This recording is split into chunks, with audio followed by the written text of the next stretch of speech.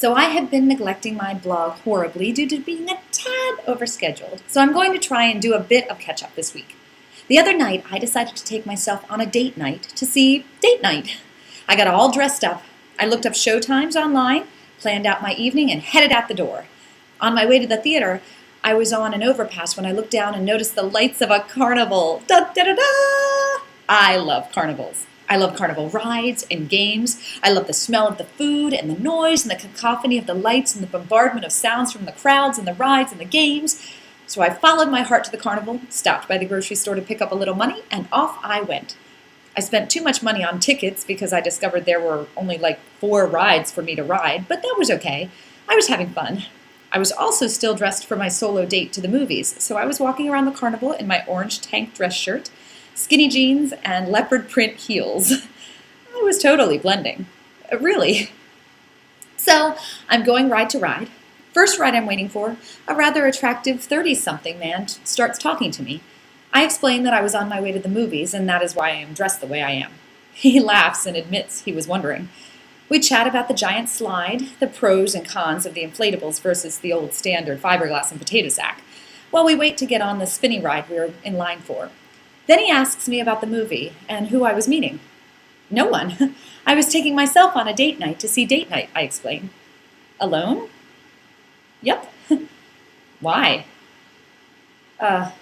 Because I wanted to see the movie? He gives me a slightly confused look and then gathers up his kids, who I didn't realize he was waiting for. I thought he was getting on the ride. Now, I will admit, I'm always taken a little off guard when I'm questioned about why I spend time alone. I guess if you are not involved with someone, you are just supposed to sit home alone and pine. It is disappointing to constantly be reminded that the world does not accept the absence of coupling. But I decide that I will not be disheartened.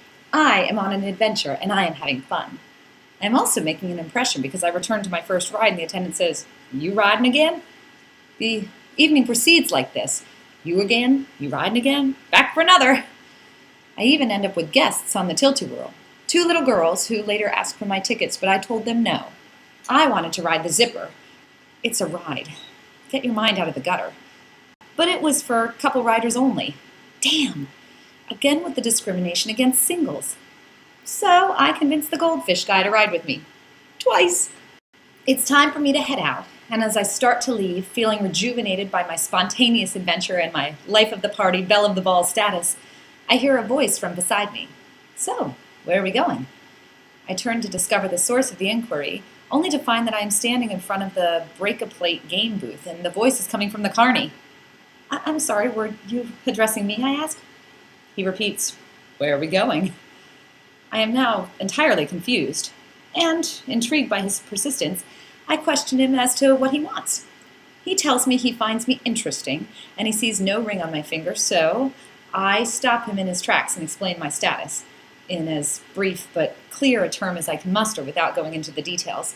He tells me that the fact that I am married is a shame, but that he would still like to get together. So I figure, why not?